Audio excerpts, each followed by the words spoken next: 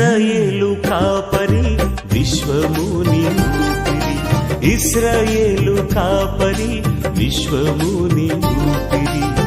పరలోక సారథి ప్రభునా వారధి, పరలోక సారథి ప్రభునా వారధి, యేసు నా రథ సారథి, నా హృదయ కాపరి.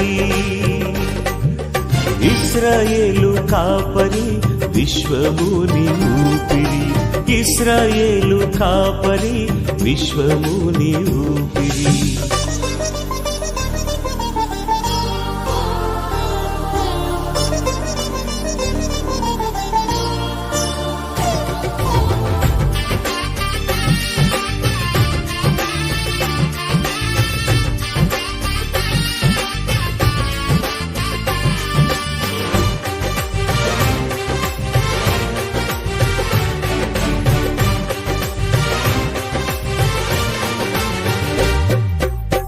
బబులోను బానిస బంధాలు తెంచి, బాధలు లేని బ్రతుకునియా.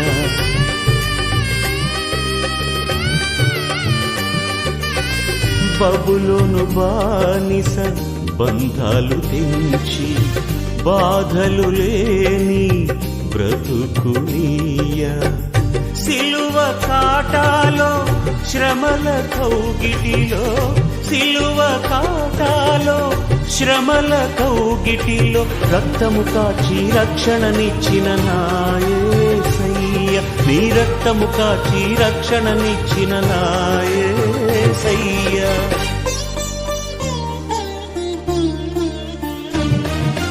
ఇశ్రాయేలు కాపరి విశ్వముని ఊపిరి, ఇశ్రాయేలు కాపరి విశ్వ.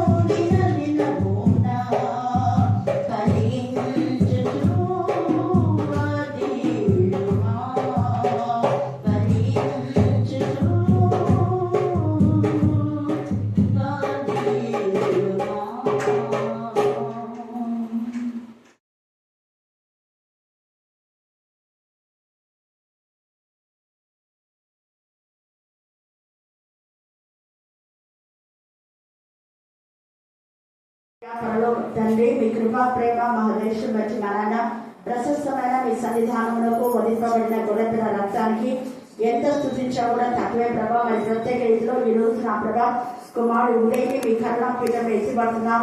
అనేక మంది చిన్న బిడ్డలు మీరు లేవనెచ్చున్నారు. వారు ఎంత ఆశతో ఆసక్తితో లేఖన భాగాలు నేర్చుకొని నిన్ను గణపరుస్తున్న విధానం బట్టి ఎంత స్తుతించడం కూడా తక్కువే దేవా. ఉదయం యొక్క వాళ్ళ తల్లిదండ్రులను దీవించండి. వాళ్ళ అక్క కూడా నా ప్రభా బిఎస్సీ నర్సింగ్ చేస్తుండగా బిఎస్సీ నర్సింగ్ చేసే ప్రతి బిడ్డకు మీ జ్ఞానాన్ని వివేకాన్ని మీరు దయచేయమని ప్రార్థిస్తున్నాం దేవా. వారి రాకపోకలో మీ సన్నిధి కానీ తోడుగా ఉంచమని ప్రార్థిస్తున్నాం దేవా. స్టడీస్ లో మైట్ మెరిట్స్ మీరు చేస్తున్నారు.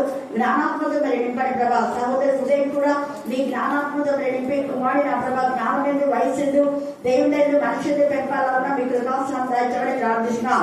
ఆ కుమారుడు ఎదుగుతున్న కొలది నీకు ఇష్టమైన పాత్రగా దేవా పరిశుద్ధత నుండి అతి పరిశుద్ధులోకి రావడానికి మీ కృపాసనం దయచేయండి తండ్రి దేవా. సంఘంలో ఉన్న ఎవరి బిడ్డలందరూ కూడా మీ జ్ఞానాత్మక నింపి ఎవరైనా నుంచి పారిపోయిన ప్రభా రోషంగా దేవుడి బిడ్డగా క్రీస్తు సాక్షులుగా క్రీస్తు ఖైదులుగా క్రీస్తు యొక్క సేవకులుగా సైనికులుగా దేవ నిన్ను మహింపరచడానికి నా తండ్రి మీ నామమును గణపరిచే బిడ్డగా నా తండ్రి మీకు ఇష్టమైన శిష్యులుగా తయారు చేసుకోమని ప్రార్థిస్తున్నాం. అలాగే నా ప్రభా తబిత భాస్కర్ వారి యొక్క కుటుంబం మాత్రమే మీ కరుణా పీఠంలో ఎత్తిపడుతున్నాం. జ్ఞానవంతురాలు ఇల్లు కట్టడానికి మీరు సెలవిచ్చారు. ఆమె చేసిన కష్టార్జిత మీరు ఆస్వాదించే చక్కని గృహాన్ని మీరు ఇచ్చారు తండ్రి దేవ. తబిత యొక్క నా ప్రభా నా తండ్రి వారి యొక్క తల్లిని మీరు జ్ఞాపకం చేసుకుని స్వార్థ మతం బట్టి నా ప్రభా విధురాలు పక్షంగా మీరు వ్యాఖ్యం అనే దేవుడు ప్రభా దేవ. ఆమెకి ఇచ్చిన పిల్లలందరూ యెహోవా చేత ఉపదేశం పొందే బిడ్డలుగా దేవని మార్గంలో నడటానికి మీ కృపా దయచేయడం ప్రార్థిస్తున్నాం. తల్లిదండ్రులు నా ప్రభా ఆమెకి ఇచ్చిన ఇద్దరు కుమారులు జ్ఞానంతో మీరు నింపమని ప్రార్థిస్తున్నాం. రేపు జరగబెట్టేటువంటి ఇంటి ప్రతిష్ట దేవ మీరే ముందుగా వెళ్లి ఆ గృహంలోకి మీరు ప్రవేశించి వధింపబడిన గొర్రెపిల్ల రక్తాన్ని ప్రోగించమని ప్రార్థిస్తున్నాం దేవ. ఆ యొక్క ఇంటికి పునాది వేసేటప్పుడు కూడా మీరు ఆమంలో ప్రార్థన చేయించుకున్నా వారిని మీ కరుణాపీఠంలో ఎత్తిపడుతున్నాం నాయన. కనికరించండి, కృప దయచేయండి. వారికి చేతిలో కష్టార్జిత మీరు దీవించేందుకు మీకు స్తోత్రం దేవ. హుల్దా ప్రవక్తిని చెప్పండి ఎవరు ఈ హుల్దా ప్రవక్తిని గురించి ధ్యానం చేస్తూ అలాగనే యోషియా హుల్దా ప్రవక్తిని గురించి ఇక్కడ రాయబడ్డానికి కారణం యోషియా రాజు.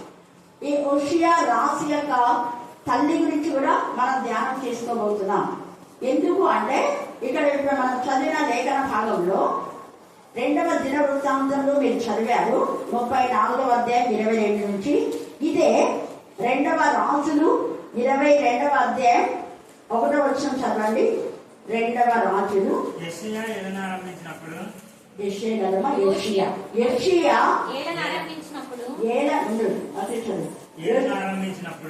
ఆరంభించినప్పుడు 8 ఏళ్ల వాడై యెరూషలేము నందు 31 సంవత్సరం లేను. ఎన్ని సంవత్సరాలు వాడు? 8 సంవత్సరాల వాడు. మళ్ళీ చెప్పాలా? ఈ రాజు పేరు ఏం పేరు?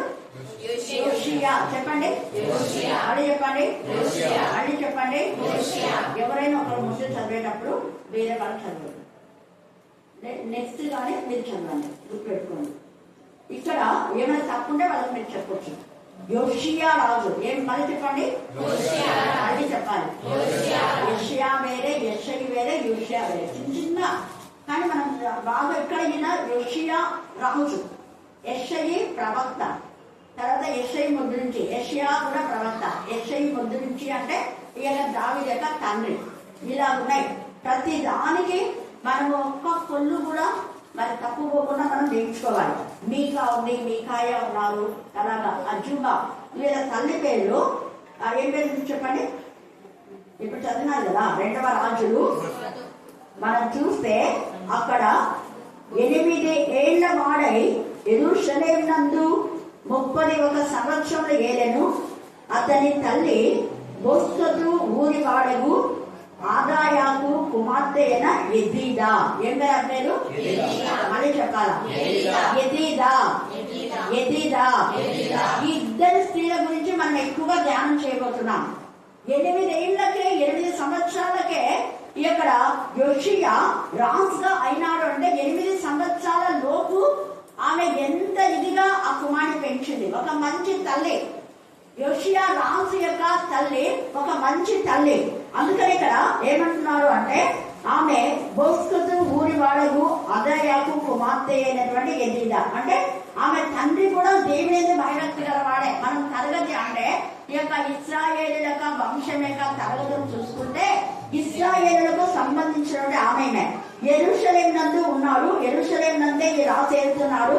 యెరూషలేములో ఉన్న వాళ్ళనే ఒకరి తర్వాత ఒకరిని రాజుగా చేస్తారు, అది అనవాయితీ. అలాగా ఈమె ఎంతగా దేవుని యందు భయభక్తి కలిగినటువంటి అదాయ యొక్క కుమార్తె. తను కూడా దేవుని యందు భయభక్తి కలిగింది. దేవుని యందు భయభక్తి కలవాళ్ళు ఎప్పుడు తమ తదనంతరం తమ పిల్లలను దేవునికి మహిమకరంగా పెంచుకుంటారు. హల్లెలూయా, హల్లెలూయా, హల్లెలూయా, హల్లెలూయా. అందుకే నాకు తెలిసి ఇక్కడ వీళ్ళ నాన్న దేవుడికి కొంచెం విరోధంగా చేస్తారు. రుచిగా రాజు గురించి మీకు తెలిసి తర్వాత మనం చూసుకుందాం, ఇప్పుడంత అవసరం లేదు మనకు. అయితే ఈ ఉజ్జయ ఎలాగో ఉన్నప్పటికీ తల్లి మాత్రం ఎంత ఇదిగా తాతల దగ్గర మనమలు చాలా పెరుగుతుంటారని మీకు చెప్పారు. చాలా మంది అవ్వ తాతల యొక్క లక్షణాలు, వాడు చెడ్డ వాళ్ళైతే చెడ్డ లక్షణాలు వస్తాయి, మంచి వాళ్ళైతే మంచి లక్షణాలు వస్తాయి. కొంతమందికి మాత్రమే మంచి లక్షణాలు కలిగి చెడ్డ లక్షణాలు ఉన్నటువంటి అవ్వలను గద్దించి బుద్ధి చెప్తారు. తాతలనైనా కూడా మయక ఆ యొక్క రాజు నిజంగా వాళ్ళ అవ్వ దేవునికి విరోధమైన పాపకారాలు చేస్తుంటే సింహాసనం నుంచి తీసుకొని లాక్కొని పోయి బయటికి తీసిపడేసి ఆమె మరి ఏదైతే దేవతా స్తంభం నిలిపిందో వాటన్నిటిని చిన్న భిన్నం చేస్తారు. చిన్న వయసులోనే రోషం వస్తుంది. ఇక్కడ కూడా ఇక్కడ యోషియాకు దేవుని యందు భయభక్తి కలవాడు కాబట్టి 8 సంవత్సరాల వయసులో అతను 31 సంవత్సరం ఏడాడు. అయితే ఎలాగ పెంచింది వాళ్ళ తల్లి అంటే అతను యెహోవా దృష్టికి యథార్థంగా నడుచుడు. ఒకటి ఎలా ఉన్నాడు ఈ రాజు చెప్పాలా? మళ్ళీ చెప్పాలా? యథార్థవంతులకు అంటే దేవునికి ఇష్టడు. యథార్థవంతుల వంశం వారు తదనంతరం ఆశీర్వదించబడతారు. సో ఎదీదా యథార్థవంతురాలు. ఆమె యథార్థవంతురాలుగా ఉంది కాబట్టి తన కుమారుని కూడా యథార్థమైన జీవితంలో నడిపించింది. ఆమె తండ్రి కూడా ఇక్కడ అదయ కూడా దేవుని యందు భయభక్తి కలవాడై యథార్థంగా ఉన్నాడు కాబట్టి తన కూతుర్ని అలా పెంచాడు. ఒక మహారాణి అయినప్పటికీ కూడా ఆమె యథార్థమైన జీవితంలో తన కుమారుడు కూడా యథార్థంలోకి ఆమె పెంచింది. తర్వాత రెండవది చదవండి. యెహోవా దృష్టికి యథార్థంగా నడుచుచు కుడి ఎడమ అండర్లైన్ చేసుకోవాలి. కుడి ఎడమ అనే మాట కొంతమంది రాజులు దేవుని సేవిస్తూ కుడివైపు ఒక దేవుని ఎడమవైపు మళ్ళీ ఇంకొక దేవుని అలా ఉన్నారు. వాళ్ళు ఇటు అటు తిరిగే జీవితాలు. మనలో కూడా మందిరానికి వస్తుంటారు, వాక్యం వింటారు, ప్రార్థన చేస్తారు, పాడతారు, వాక్యం చెప్తారు. ఇన్ ద సేమ్ వే దేవునికి విరోధమైన కార్యక్రమాలు. నిన్నటి దినాన అది యూత్ ఏమో జరిగింది కదా. తర్వాత అప్పుడే నాకు ఒక పంపించినారు యూత్ గురించి చేసినటువంటి బ్రదర్ ప్రవీణ్ పగడాలు. మీరు చేస్తున్నది స్తుతి అనుకుంటున్నారా? మీరు చేస్తున్నది మరి దేవునికి స్తుతియాగం అనుకుంటున్నారా? అది కాదు. ఎందుకంటే మీ చేతులు రక్తంతో నిండి ఉన్నాయి. ఆ చేతులెత్తి ఎలా దేవుని స్తుతిస్తావు నువ్వు? ఇది ఆరాధన నువ్వు అనుకున్నావా? అసలు అది ఆరాధనే కాదు. గట్టిగా ఖండించాను. నేను పెట్టాను చూడండి గ్రూప్ లో, మన కేపీఎం గ్రూప్ లో పెట్టాను. చాలా మంది చూశారు. ఎందుకు నేను చెప్తున్నా అంటే ఆరాధించే వాళ్ళు శుద్ధంగా ఉండాలి. దేవునికి విరోధమైన విధానంలో చేసే నాన్నగా చండాలమైన పనులు చేసి మందిరంలో వచ్చి స్తుతి చేస్తున్నాను నేను అంటే అది దేవుడికి ఇంపైన శ్వాస ఆత్మ. దేవుడు అక్కడ తీర్పు తీస్తాడు. ఎందుకంటే అన్ని అగ్నిని అర్పించినటువంటి కోరము, దాదాము, అభిరాము ముగ్గురు గురించి మనం చాలాసార్లు విన్నాం కదా. సేమ్ అవే ఎగ్జాంపుల్ ఇచ్చాడు బ్రదర్ కూడా. వాళ్ళ ముగ్గురు అన్ని అగ్నిని తీసుకొని వచ్చినారు. దేవుడు నియమింపని వాటిని, దేవుడు నియమింపని దాన్ని మనం చేస్తే దేవుడికి అది విరోధం. దేవుడు నియమింపదాన్ని మనం ఏం చేసినా కూడా అది శాపం ఇంటికి. అందుకని వాళ్ళు చేసిన అవివేక పనికి 250 మంది ఆన్ ద స్పాట్ భూమి నెరవేర్చి చనిపోగా మళ్ళీ వాళ్ళు చచ్చిపోవడానికి మీరు కారకులయ్యారు అని మోషేను, అహరోను సన్నిగి వాళ్ళని గద్ది వాళ్ళు తిట్టున్న వాళ్ళు 4700 మంది చస్తారు. మీకు అవన్నీ రెఫరెన్స్ ఇద్దరు తెలుసు కాబట్టి నేను క్లుప్తంగా చెప్తున్నాను. వాళ్ళ యొక్క తల్లుల పెంపకం అలా ఉందేమో. కనీసం వాళ్ళు వెళ్తున్నప్పుడు తల్లులు గద్దించాలి. రే మీకు ఇది తగదురా, దేవుని మందిరంలో మీరు ఇలా చేయకూడదు ముందు మీరు. ఎందుకంటే తల్లికి తెలుసు కుమారుడు ఎలాంటి వాడో, కుమారుడు మంచివాడా చెడ్డవాడు అనేది ఖచ్చితంగా తల్లిదండ్రులకు తెలుసు. తెలిసి మళ్ళీ దేవుని మందిరంలో ఏం చేయడానికి పంపిస్తున్నారు తల్లులు? ముందు నీ బ్రతుకు సరిదిద్దుకోరా అని చెప్పాలి. కానీ అలా చేయడం లేదు. ఇక్కడైతే ఈ తల్లి మాత్రం కుడి ఎడమలు తినకుండా కుమార్తె గద్దించి సరిచేసింది. హల్లెలూయా, హల్లెలూయా. ఒకవేళ పొరపాటున ఎవరైనా చెప్పే మాటలు విని దేవుని మార్గంలో నుంచి వైదొలగాలని అనుకుంటే తల్లి గద్దించుతారు.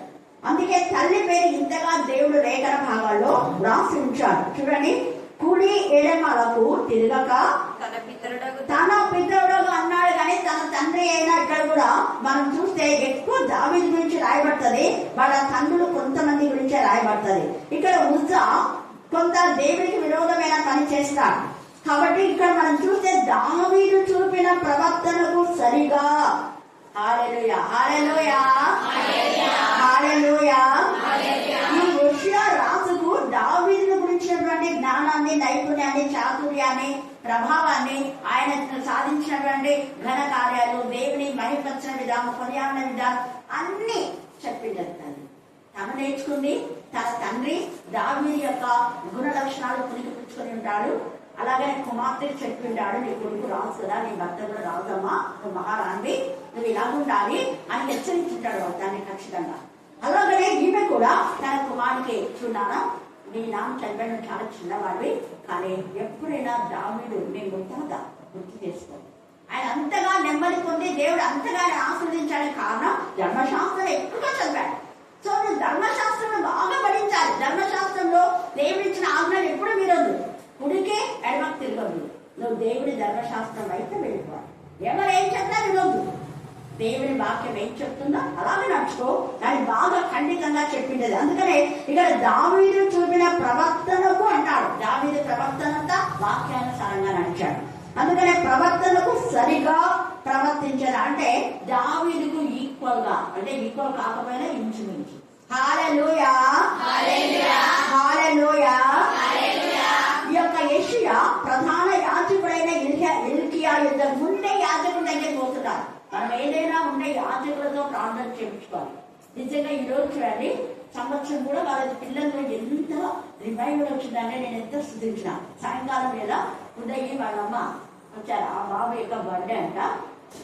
ఇంకా సంవత్సరం కూడా కాలేదు, కానీ దైవ సేవకులకు గౌరవించాలనుకున్నారో ఏమో వాళ్ళకి తెలియదు.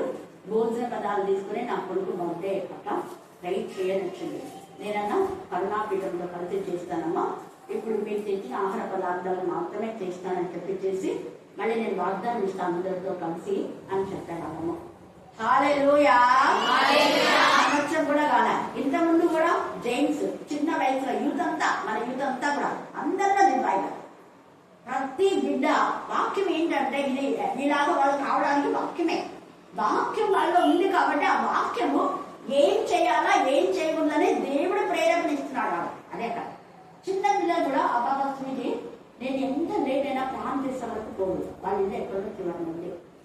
అంటే నేర్చుకున్న వాక్యాలు వాళ్ళని ఏం చేస్తున్నాయి, దైవికమైన బిడ్డలతో ప్రార్థన చేయించుకోవాలి.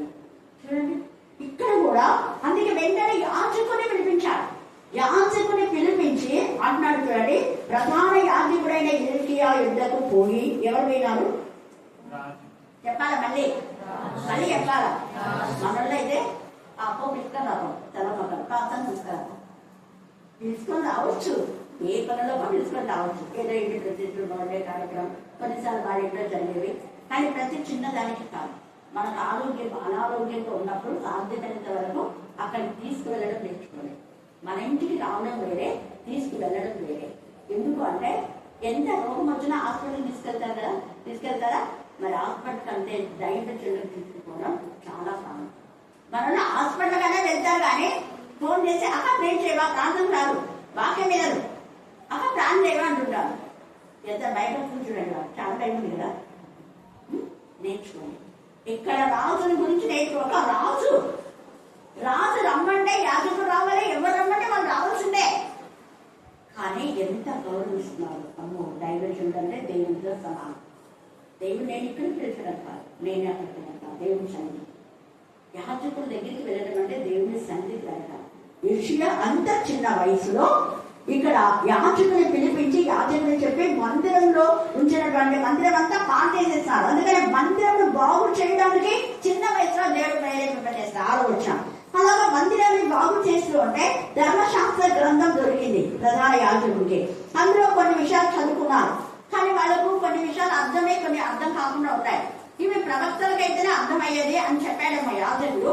అప్పుడు వెంటనే యాజకుడు చెప్పాడు, అయ్యారు మరి ఎలాగో వీటిని అర్థం చేసుకున్నారని ఏం పర్వాలేదు, మన ప్రాంతంలో యెరూషలేము యొక్క కాపురస్తులలో ఒక యాజకుడు వృధా ప్రవక్తిని ఉంది, మనం ఆయన దగ్గరికి వెళ్ళి అడుగుదాం ఇందులో సారాంశం ఏంటో అని యాజకుడు చెప్పంగానే రాజు ఏమాత్రం కూడా అడ్డు చెప్పకుండా వెళ్ళి ఏం చేయమంటే అది చేద్దాము, వెళ్ళి తెలుసుకోకండి అని యాజకుడు వీళ్ళందరూ పంపిస్తారు. ఇక్కడ మనం చూస్తే 2వ దినవృత్తాంతం 34, 14, 15 వచనాలు చదవండి.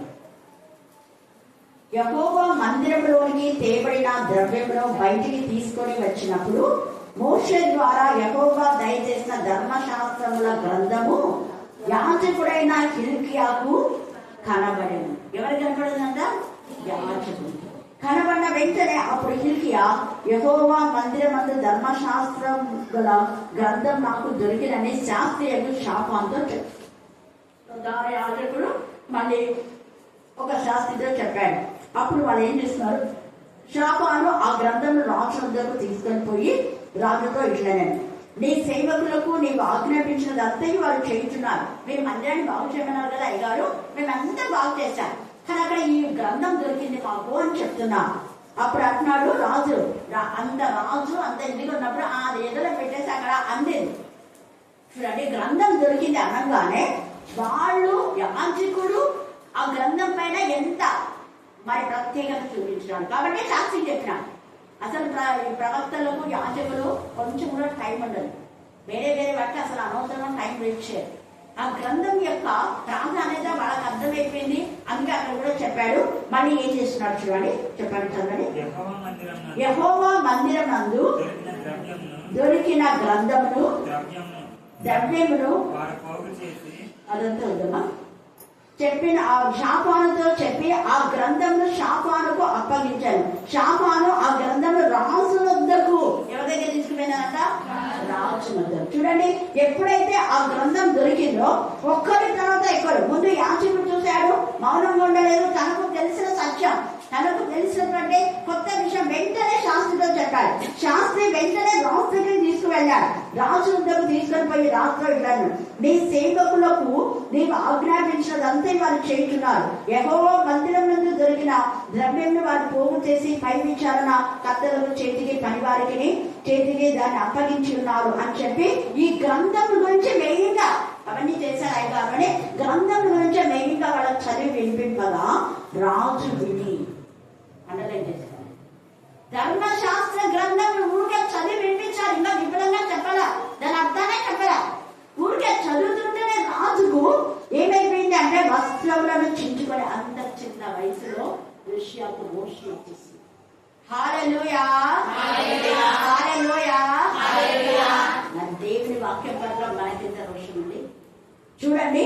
వెంటనే ఆ యొక్క ఎంత పై విచారణ కర్త చేతికి ఇచ్చి వాళ్ళంతా చదువుతున్నప్పుడే ఆ యొక్క ఎంత ఇదిగా ఆయన ఆ గ్రంథాల గురించి చదివి వినిపించినప్పుడు ఆయన తన వస్త్రములను చింపుకొని హిల్కీయాకును షాఫాను కుమారుడైన అహికాముకును మీకా కుమారుడైన అబ్దోకును శాస్త్రియకు షాఫానుకును రాజు సేవకుడైన ఆశాయాను ఇలాగ 5 మందికి చెప్పి మీరు వెళ్ళండి, మీరు వెళ్ళి ఆ యొక్క గ్రంథంను హుల్దా ప్రవక్త యెహోవా యొద్ద విచారణ చేయండి అంటే అప్పుడు వాళ్ళు హుల్దా ప్రవక్త దగ్గరికి వస్తారు. చూడండి 22వ వచనం చదవండి.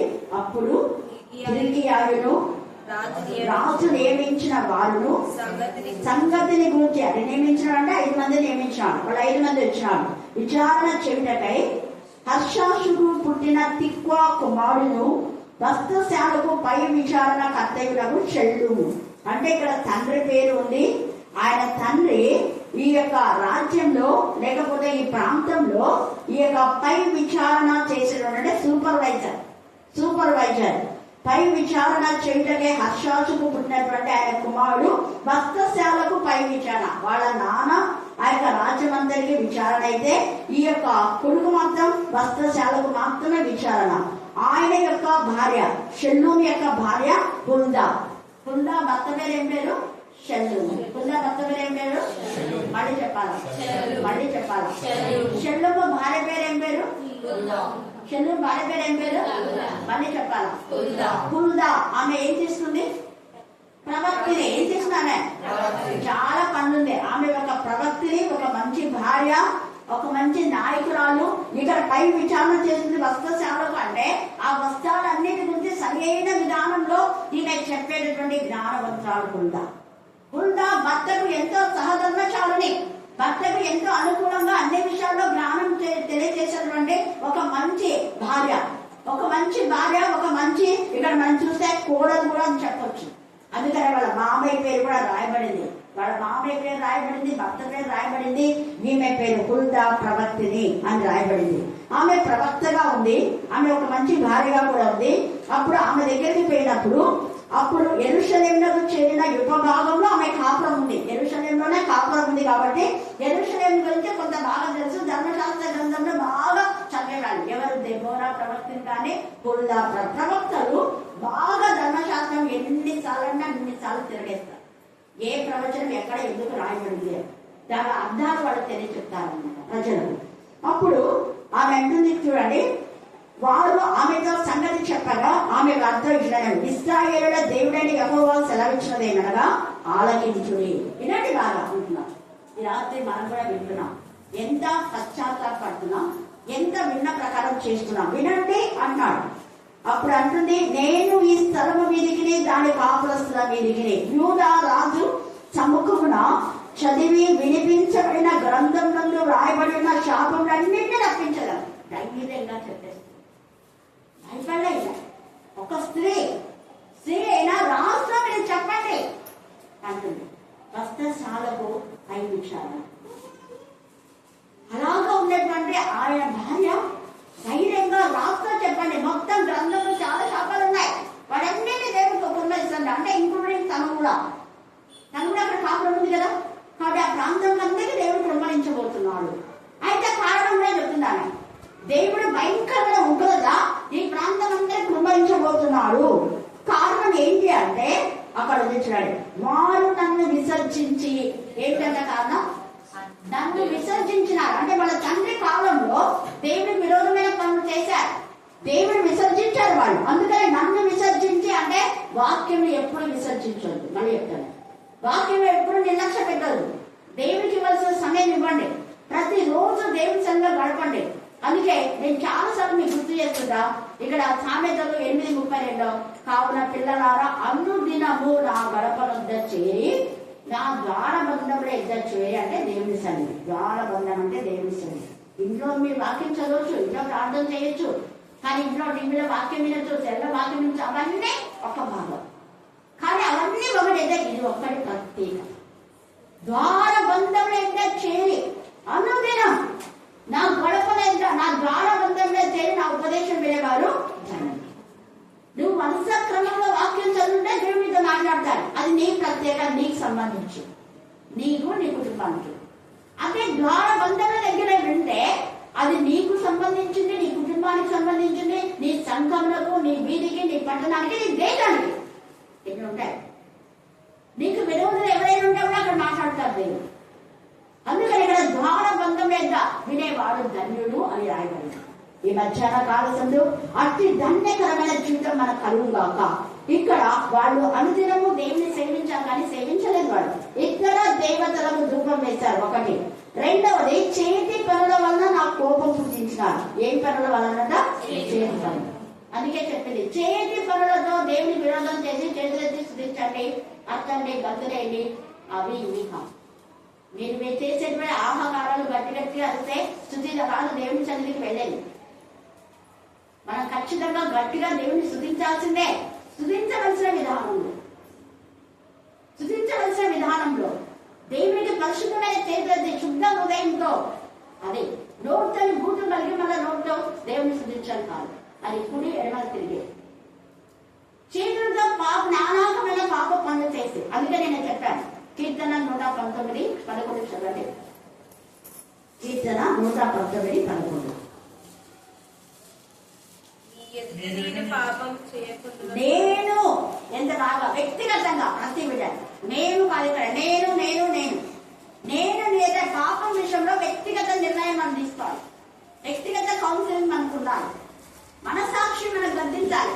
నేను లేదా పాపం చేయకున్నట్లు నా హృదయంలో ఏం ఇచ్చుకున్నాడ, నీ వాక్యము ఎప్పుడైతే మన హృదయంలో ఉంటుందో పాపం చేయొద్దాము. ఇంకొకటి మనం చూస్తే మొదటి వ్యవహారం ఎప్పుడైతే కండక్ట్ చేయండి 5వ అధ్యాయంలో 18వ వచనం చదవండి. 16 నుంచి కూడా మీరు కండక్ట్ చేయొచ్చు. మరణకరమైన పాపం, మరణకరం కాని పాపం లేదు. దేవుని మూలంగా పుట్టినవాడు ఎవడును ఒకరు కూడా తేజగా. నువ్వు ఆత్మలో జన్మించావంటే నువ్వు ఆత్మ సంబంధివే. శరీర సంబంధమైన విషయాల్లో నువ్వు ఎప్పుడు ఆసక్తి చూపావు. శరీర సంబంధానికి కొంత మట్టుకే అని అంటాం. అంటే మనం పట్టుకునే బట్టలు కానివ్వండి, తినే తిండి కానివ్వండి, ఉండడానికి ఇవన్నీ మామూలే. వాటి గురించి కాకుండా దేవునికి విరోధమైన పాపం కాలేదు. గలతీ 5:19, మరి ప్రకటన 21:8, మత్తయి సువార్త 15:17, ఇంకా ఎఫెసీయులకు రాసిన పత్రిక 5వ అధ్యాయము పైన 1వ వచనం లేకుండా 3వ వచనంలో ఉండేవాళ్ళు. అక్కడ సరస్వతులు, భూతులు ఇవన్నీ కూడా మీ నోటికి రాకూడదు. అలాగనే 1 పేతురు 3:10 కూడా జీవం ప్రేమించేవాడు కీడుల గురించి మాట్లాడు. ఇంకా చాలా ఉన్నాయి. వీటన్ని గురించి మనం వేరే ఉంటాం. వీటన్నిటిలో లేకుండా ప్రేమ, సంతోషం, సమాధానం. ప్రేమ అంటే వాక్యం, వాక్యంలోనే సంతోషం, వాక్యంలోనే సమాధానం, వాక్యంలోనే దీర్ఘశాంతం, వాక్యంలోనే అన్ని ఎవ్రీథింగ్ దేవుడు మనకి ఇస్తాడు. వాక్యమే మనకు బేస్, వాక్యమే మన ఆధారం. అందుకని ఇక్కడ వాక్యం ఉంచుకున్నాను అంటున్నాను. తర్వాత ఈ వాక్యం ఎప్పుడైతే నీలో ఉంటుందో వెంటనే దేవుడు నీ చేతుల్లో ఏం చేస్తాడంటే నీ చేతి పని ఆశీర్వదిస్తాడు. కీర్తన 128:2, నిశ్చయంగా నీ చేతిలో కష్టాలు నీవు ధన్యుడా. ఇక్కడ ధన్యుడు అంటున్నా నీ చేతి పనుల వల్ల దేవుని కోపం పుట్టించారు. దేవుని కోపం పుట్టించే పనులు మీరు చేసే మీ చెడ్డ పనుల ద్వారా మీ బ్రతుకులు మీరు నాశనం కాకుండా మీ ప్రాంతానికి నాశనం తెచ్చుకుంటున్నాం. చేతి పనుల పాపం వల్ల, నీ పాపం వల్ల నీ ఇంటికి మాత్రమే వస్తే పర్లేదు, కానీ రావటం లేదు ఇంటికి, మొత్తం దేశానికి వస్తుంది. చేతి పనుల వలన కోపం పుట్టించి ఉన్నారు. ఈ రాత్రి మన చేతులు ఒక్కసారి ఆత్మ పరిశీలన చేసుకున్నాం. దేవా మా చేతులు నీకు ఇష్టంగా ఉన్నాయా నాయన? అబ్బాయి లేకపోతే మనం శుద్ధి చేయి. ఎందుకంటే పరిశుద్ధపరిచి యెహోవా నీవే కదా. లేవ్యాకాండం 19:20 కూడా ఉంది. పరిశుద్ధపరచువాడ నేనే అని. నువ్వు శుద్ధి చేసే దేవుడు ప్రభా, నేను శుద్ధిగా నింపబడాలని ఇష్టపడుతున్నా. మార్పు 9లో నాకు నమ్మకం ఉంది. ఒకవేళ అపనమ్మకం నాకు శాబ్దం రానికుండా నన్ను కాపాడమని ప్రార్థిస్తాను. నువ్వు కూడా ప్రార్థన చేయి. అలాగా అపవాది మనలో శోధించకుండా ఉండడానికి మనం ప్రార్థన చేయాలి. దేవుని అడగాలి, బెక్ చేయాలి. ప్రతిరోజు ఆత్మ పరిశీలన చేస్తారు. చేసే పనులు దేవునికి ఇష్టంగా ఉన్నాయా, నా ప్రవర్తన దేవునికి ఇష్టంగా ఉందా లేదా, ప్రతిరోజు వాక్యం ద్వారా సర్చ్ చేసుకోవాలి, పరిశీలన చేసుకోవాలి. ఆత్మ వంచన చేసుకోండి. మనసాక్షి తప్పు అని చెప్పినప్పుడు మనసాక్షికి వాత వేయదు, మనసాక్షికి మనం కప్పిపెట్టదు. దేవుడు నీతో మాట్లాడుతున్నాడు అక్కడ, అందుకనే ఆ మాట మాట్లాడుతున్నాడు. అందుకే యూదా 24 కూడా చర్చిల్లకుండా కాపాడదు, భయపడదు, పడిపోతానేమో, దేవుడు నేను కాపాడుతాను, దేవుడు నేను క్షేమంగా ఉంచుతాను. ఇక్కడ చేతి పనుల వల్ల 125వ కీర్తనలో కూడా నీతిమంతులు పాపం చేయడం తమ చేతులు చావకుండా దేవుడే ఆపుతాను. భక్తిహీన రాజధాని భక్తిహీన వచ్చి నేను పాపం చేయడానికి ప్రేరేపడానికి వస్తే దాని ముఖం బాధం వేస్తే నీకు పంపించేస్తాను. దాని రాజధాని జరుపుకుంటేస్తాను. నా పిల్లల పైన నీ పెట్టాననేది వాడు వాక్యం చెప్తున్నారు. వాడు ప్రాంతంలో వాళ్ళ అనుదినం నా గడపలు తిన్నారు. వాళ్ళ మీద ఎలా శోధిస్తావు? వాళ్ళు పాపం చేయరు, వాళ్ళు పరిశుద్ధులు, వాళ్ళు క్రీస్తు రక్తంలో కడగబడినారు, వాళ్ళకు నా నామం ఉంది, దాటుకో. వాళ్ళ హృదయాల దగ్గర ఉండదు, వాళ్ళ శరీరం దగ్గర ఉండదు, వాళ్ళ శరీరంలో ముట్టద్దు, వాళ్ళ ఆత్మను ముట్టదు. ఒకవేళ శరీరకంగా అనారోగ్యం తీసుకుందాం, దాని ద్వారా వాళ్ళకి ఇంకా ఆత్మీయస్థితి పెరుగుతాం. పాపం మాత్రం ఏవైనా రోగాలు రావచ్చు, పోవచ్చు, కానీ పాపం చేయడానికి జరగొట్టాను నేను. అలాగే చేతి పనుల వలన నాకు కోపం పుట్టించున్నాను కనుక నా కోపం ఈ స్థలం మీద మితి లేకుండా, అస్సలు కొంచెం కూడా తక్కువ చేయను, మితి లేకుండా ఏమైనా కుమ్మరింపబడదు. నా యుద్ధకు మిమ్మల్ని పంపిన వారికి ఈ వార్త తెలిపడే. ఆమె పోయి చెప్పాడు. చూడండి, పోయి రాస్తున్న మాట చెప్పండి నేను. హల్లెలూయా, హల్లెలూయా. అప్పుడు మరలా అంటుంది ఆమె 27వ వచనంలో, నీవు ఎవరి మాటలు విని ఉన్నావో ఇశ్రాయేలు దేవుడైన యెహోవా సెలవిచ్చినదేమనగా, నీ మనసు మెత్తనిదై గ్రంథం ఎప్పుడో రాసిపెట్టినా అంట దేవుడు.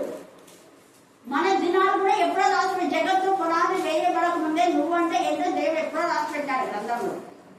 నీ కావాలి కూడా శిక్ష ఉంది, నీ కావాలి పశ్చాత్తాపం ఉంది, తర్వాత జరిగేది కూడా ఉంది. అప్పుడు ఎప్పుడో రాసినాడు. ఇప్పుడు దొరికితే ఆయన ఎప్పుడు దొరికితే ఇలాగ రాశాడు మీ గురించి. జగత్తు పునాది వేయబడకుండే మనకు పుట్టినప్పుడే మన దినాలు లెక్కపడతాయి. కాకపోతే దేవుని కనుక బట్టి కొంత ఆయుష్ పెంచుతాడు. ఆయన కూడా మళ్ళీ మన మరణం తగ్గినాయి. కాకపోతే నిత్య జీవంలో వెళ్ళవచ్చు. హిజ్కియా మరణం పెంచాడు, మనం చచ్చాడు. విధురాలి కుమారుడు బ్రతికాడు, మనం చచ్చాడు. లాజరు బ్రతికాడు, మనం చచ్చాడు. మరణం అనేది తగ్గిన, కాకపోతే కొంత ఉపశమనం దేవుడిస్తాడు కనికరాన్ని బట్టి. ఇక్కడ కూడా మనం చూస్తే చూడండి, నీ మనస్సు మెత్తనిదై. ఈ రాత్రి నీ మనస్సు మెత్తగా ఉండాలి. వినికి నలిగిన హృదయం దేవునికి ఇష్టమైన బలియాగం. యెషయా 51. అందుకే నీ మనస్సు మెత్త. ఇక్కడ చూస్తేనే ఆయన మనసు అంత చిన్న వయసులో వస్త్రాన్ని చూపిస్తున్నాం. ఎంత రోషం వచ్చేసింది, అయ్యో నా దేశం మీదకి ఇలా జరుగుతుందా అని. నీ మనసు మెత్తదై ఈ స్థలం మీదను దాని కాపురస్తుల మీదను దేవుడు పలికిన మాటలు నేను విన్నప్పుడు నా సన్నిధిని నిన్ను నీవు తగ్గించుకో. రాజుమైనా తగ్గించుకున్నప్పుడు దేవునికి ఇష్టమైంది. అహంకారంగా ప్రవర్తించాల. చాలా మంది వాక్యం చెప్పినా, దైవజనుడు ఇర్మియా 8 ప్రవక్తలు చెప్పినా వినలేదు. సింకియా గర్వంతో అహంకారంతో కన్నులు పోయినాయి, ముఖ మీద కొట్టు నచ్చుకున్నాడు. ఆహం కూడా అంతే. దైవజనులు ఎంతమంది చెప్పినా కూడా, ఏ ప్రవక్త చెప్పినా కూడా వినలేదు. వినకుండా దేవునికి విరోధమైన విధానంలో ప్రవర్తించి 70 మంది కొడుకులు నచ్చుకున్నారు. ఆహాబు అన్ని రాళ్ళు చేసుకున్నాడు ఎంచుకొని. యెహోషాపాతు కూడా దేవునికి మహిమకరంగా ఉండి ఆహాబు యొక్క ఏముంది, మళ్ళా పాపం చేసి మళ్ళా పశ్చాత్తపడ్డాడు. ఇంకో రోజు మనం యెహోషాపాతు గురించి చూద్దాం. అతని తల్లి కూడా దేవుని ఎందుకు భయపెట్టగలదే. ఇక్కడ చూడండి, ఇక్కడ దాని కాపురస్తుల మీద దేవుడు పలికిన మాటలు నేను విన్నప్పుడు నా సన్నిధిని నిన్ను నీవు తగ్గించుకొని నీ వస్త్రం చింపుకొని. వస్త్రాలు చింపుకుంటాడు అనేది కూడా దేవుడు ముందే రాశాడు. చూడండి ఎంత ప్రేమ కాదు. అందుకే నేను చెప్తున్నా, మనం లేచినప్పటి నుంచి పడితే వరకు మన ఉద్యమంతో దేవుడికి తెలుసు. తెలియదు ఏం లేదు. అన్ని ఒప్పుకొని పశ్చాత్తపడి పరిశుద్ధంగా దేవుని ఆరంభిస్తాం. అప్పుడు మనకు, మన ఇంటి తిరిగి మన దేశానికి శాపం రాదు. వస్త్రం చింపుకునే నా సన్నిధిని కన్నీరు విడిచితి కనుక నీ మనవి నేను ఆలకించుకుని నేను నీ పిల్లల యొద్ద నేను చేర్చును. నెమ్మది గల వాడవై నీవు సమాజంలోనికి చేర్చబడదు. ఈ స్థలం మీదికి దాని కాపురస్తుల మీదికి నేను రప్పించి అపాయం నీవు కన్నులారా చూడవు అని వస్తుంది. శిక్ష అయితే వస్తుంది. నువ్వు బ్రతికి నీ నుంచి నేను ఆలస్యం చేస్తున్నా. ఎంత ప్రేమ. యోషియా రాజుని బట్టి, హుల్దా ప్రవక్తని బట్టి, ప్రధాన యాజకుడైన హిల్కీయా, షాఫాను శాస్త్రి వీళ్ళంతా దేవుడిని భయభక్తి కలవారు. అందుకని వాళ్ళ కాలంలో క్షేమంగానే ఉండేది రాజ్యం. వాళ్ళ తర్వాత కొన్ని స్కూళ్ళలో అలా జరిగింది. మేము ఇంతవరకు స్కూల్ బాగున్నాయి. మేమంతా ఎప్పుడు స్కూళ్ళలో ప్రేర్ చేస్తుంటాము. సజీవం తెలుసు. మేము పోయిన తర్వాత వాళ్ళే అన్నారు, మేడం మేము పోయినంత స్కూల్ అంతా అయిపోయిందంట దిబ్బ. అప్పుడు ఎంత బాగుంటుందో అంత ఫస్ట్ పోయిన వెంటనే నేను ఫస్ట్ చేసింది అదంతా పెయింట్ వేయించి చిన్నగా. అప్పటికి 20 ఏళ్ళు నేను అనుకుంటే అక్కడ వాళ్ళు అన్నారు. నాకే బాధ అనిపించింది. 20 ఏళ్ళు మన ఇళ్ళని అలా పెట్టుకుంటామా? విద్యా సంస్థలు అంటే మనం ఎక్కడ ఆఫీసులు ఉంటే అది మన ఇల్లులాగా చూసుకోవాలి. విద్యాదానం ఎంత మంచిది. అది దేవుడు ముందే చెప్పాడు. అక్షరం అంటే లిపి అంటే మిగిలింది వచ్చిందే 10 ఆజ్ఞలు. 10 ఆజ్ఞలు అంటే లిపి. ఆ లిపిని పట్టుకొని వాళ్ళకి తెలియక సరస్వతి అని అంటారు. మరి సరస్వతి అని చేసే వాళ్ళు అన్ని కూడా చాలా మంది వచ్చారు. మరి వాళ్ళు కనీసం ఆ ఇంగిత జ్ఞానం ఉండే అన్నా కూడా దాన్ని శుద్ధం చేయించవచ్చు కదా. చేయరు. చాలా దిబ్బలాగా పెట్టేస్తారు. మళ్ళీ పోయిన తర్వాత నేను అప్పుడప్పుడు ఊరికి వెళ్ళినప్పుడు చూస్తుండే. అందుకనే ఆ పక్క పోను నీటిలో ఉంటుందా ఇందువల్ల ఆటలో పోయేదాన్ని చూసి చాలా బాధపడేదాన్ని. ఏం ఇలా చేశారు, స్కూల్ బాగా చేసేసారు. ఈ యొక్క రాత్రి కాలంలో మనం జ్ఞాపకం చేసుకుని దేవుడు ప్రతిదీ గమనిస్తూ ఉంటాడు. ఇక్కడ వీళ్ళు ఎంతైతే ప్రాంతం పట్ల ఆసక్తి కలిగి ఉన్నారు. అందుకని అక్కడ కోపం రాలేదు. వాళ్ళు ఉన్నంత వరకు మంచిగా ఉంది. తర్వాత వచ్చిన దేవుడు కూడా ఇంత ఉగ్రత గురించి ఆమె ధైర్యంగా చెప్పింది. అందుకే హుల్దా ప్రవక్తని దేవుని యొక్క భయభక్తి గల స్త్రీ, ధైర్యశాలి, ఒక మంచి భార్య, ఒక మంచి కూడలు, ఒక మంచి ప్రవక్త, రాజును మరి హెచ్చరిక చేసేటటువంటి రైట్ వేలో రాజు నడిపించే విధానం కాలంలో ఆమె వెళ్ళగలిగింది. కాబట్టి యూదా రాజ్యం అంతా వారు ఉన్నంత వరకు క్షేమ స్థితిని పొందుతుంది. ఈ రాత్రి మనల్ని బట్టి మన ప్రాంతం మన కుటుంబాలు క్షేమంగా ఉంటుంది కాక. ఆమేన్, ఆమేన్, ఆమేన్. చివరి ప్రాంతం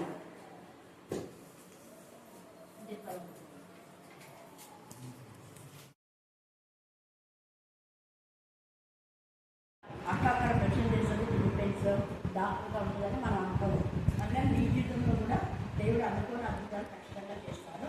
తన కొరకు కనిపెట్టుకో అనే విషయమే నీకు తప్ప తన కార్యం సఫలం చేయమని ఏ దేవుని ఎవరు అక్కడ ఎవడు ఏ కాలంలో చూచుందలేదు. అంటే దేవుడు కళ్ళని సమాచారం మనుషులకు వినబడలేదు, సంగతి వారికి తెలియబడలేదు. సో అందులో నువ్వు ఎప్పుడు కూడా అక్కడ కూడా చెప్తాను, నువ్వు కూడా సాక్షి చేయాలి. నేను నాకు చేస్తాను, నేను అనుకోలేదు.